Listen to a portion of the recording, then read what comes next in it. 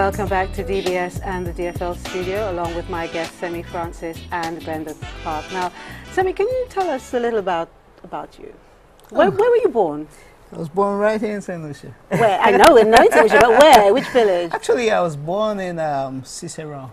Okay, Actually, so you're local. Yeah, and you know, unlike most persons who were born at a hospital, I was born right in this little mud houses. Well, you know, long time back in the day, that's where people were born. You know, yeah, long well, my time. mom didn't have time to get to the hospital. Oh, you were fast off the trot. Okay. And I was told that even before the midwife got to her, she had already delivered me. So you know, I guess I needed to come out. I don't know. Yeah. Wow. Well, you know, you did it yourself, and I know that, you know, you're climbing the music world. You must have maybe started on your own and got some support. Definitely. So. I mean, it has been a steady climb. You know, probably one of my biggest breaks was with the band Summit when we went to we got signed to RCA Records in England and brought out our first single, Yummy Yummy.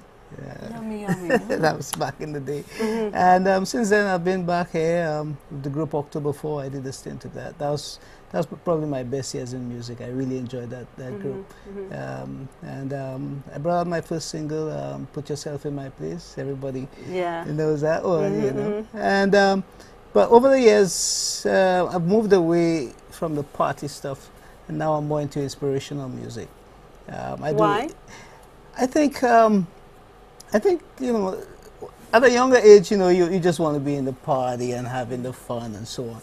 But when you start getting down to real life and you start thinking and, you know, you start seeing things around you and you want to comment, you know, stuff like that. I wanted to do a music that would uplift, you know, as opposed to just partying. I mean, there are a lot of people doing that.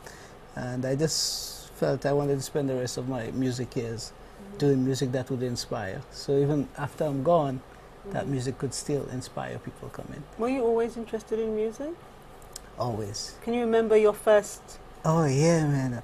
Where have all the flowers gone? Oh yeah. We all know that. Oh my gosh. I remember that. They'll make me sing that in school, man. You know. I mean, even in school, you know, the guys would they would pick on the other guys, you know, the bullies and so on. But with me, they would say, if you don't sing, we'll beat you. So I'll just have to sing. So you're saying in those days, for male to sing, it was considered feminine? No. Okay, because I misunderstood what you said. No. It sounded like you were saying. No, what it is like, I mean, everybody felt you know, I was a good singer at a small age. And so they would just force me to sing, you know, even if I wanted to or not. So to save my skin, I would just have to sing. You know, so, and I remember singing in, you know, primary school, you know, on the stage and, you know, looking down on the entire school and, you know. So these are, like the feeling. Yeah, the feeling is good. Yeah, but you know what they say about, you know, performers, including presenters, that there's a bit of vanity about us. You know, would you agree with that? No, not at all. I think, you know, once you start to understand that it's a gift, you know, and that doesn't make you a person. You understand? It's a gift, just like everybody has something that they're special about. And to me, that's how I look at it. You know, I mean, one of the things my mom always used to instill in our mind, you know, it's like, you know, don't go, you know, Pakian and Ishmael, you know, that's for those who don't understand the Creole, it's like, don't go fooling the girls and stuff like that, you know, because in my younger days I was a cutie, you know, that kind of thing. You know, it's twice you've said that, in my younger days, in my younger days. I'm moving up, that's you know, not to your benefit, you know, when you say that. No, well, you know, you reach a stage where you start to mature a little more and so on, and you start looking at life on a more serious basis, you know. And so right now, I've branded my music inspirational reggae. All right, and I'd like to talk a little about that a little bit later on. But sure. Glenda, tell us about you. Well, we, as London Elite, myself and my husband, Rick Clark, we have been working with a group that come out from the UK. We're like a party group. We started off really small, and we came out for St Lucia Jazz about 18 years ago. You've been doing it that long, Glenda? Yeah. We had come out to do a couple of times during June or July. But then we found when the festival was on, it was more interesting because you had a jazz event over the weekend, Friday to Sunday, and then early in the week, as we were on holiday, we could party Monday to Friday. So it just developed from there, and each year we'd have a beach event, we'd have a catamaran cruise from, you know, Castries down to St Lucia, so we'd get the UK visitors to see a lot of the island. So it wasn't always about party, it was also about, you know, seeing the culture and the, you know, the historic island views, and it was great. People embraced that, and that was really good. So, and they encouraged us to keep on going.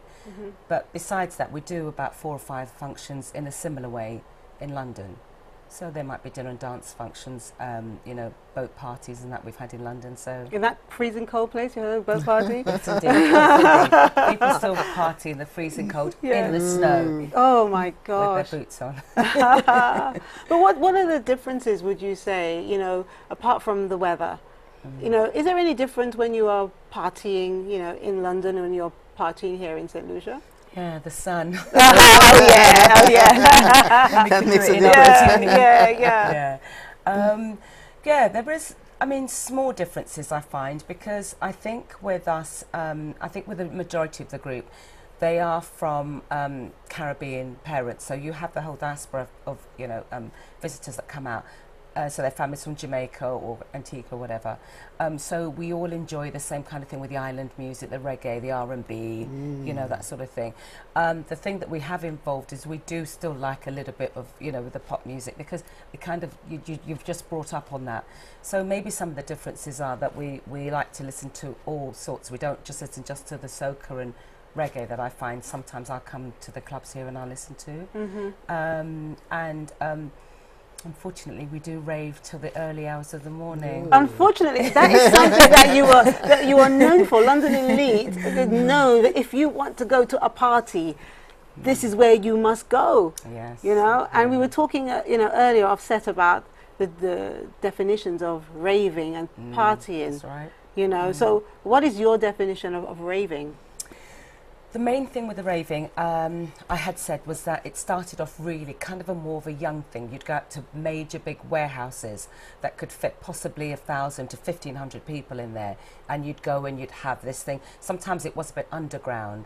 You might not know about the party until that kind of like the night they'd be, you know, calling each other. So it started off like that, but it's a rave that you party until really late and for many hours. So now we develop as it, when we go to a party, we know we're going to rave, we're going to party hard.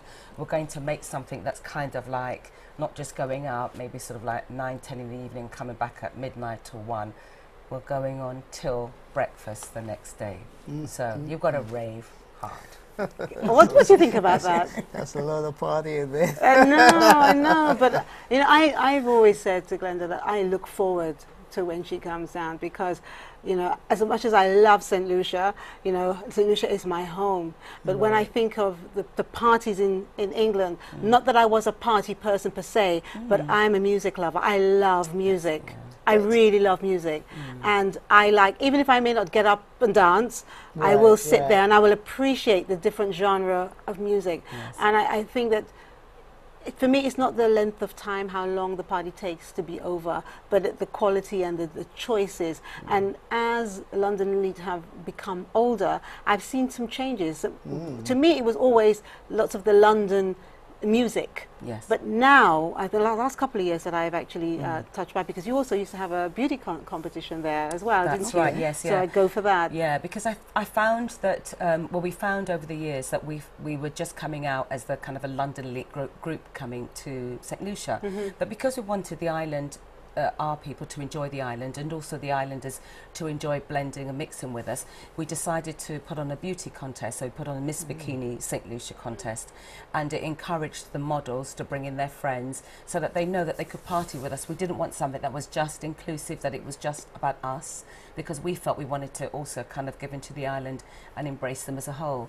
So when we put on this contest, we shared the, you know, we'd do a 50% entry free for the, you know, with local ID. So we'd party with you and we'd blend in with your music. And recently, in the last couple of years, we had to add for the women the Mr. Elite contest. Of course, yes, of course. So they encouraged the women to be, you know, kind of scream, and they just loved it being there. So that we felt really embraced, you know, everybody together.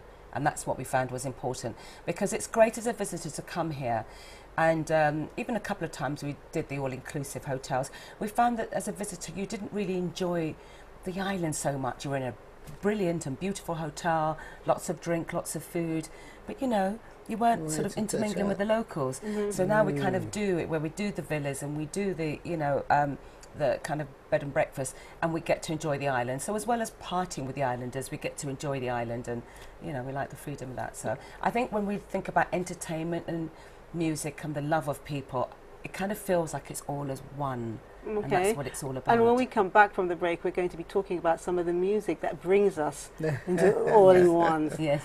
But let me just tell everyone the giveaway questions tonight. What is the theme colour for the London Elite Party at the O-Bar on the 9th of May?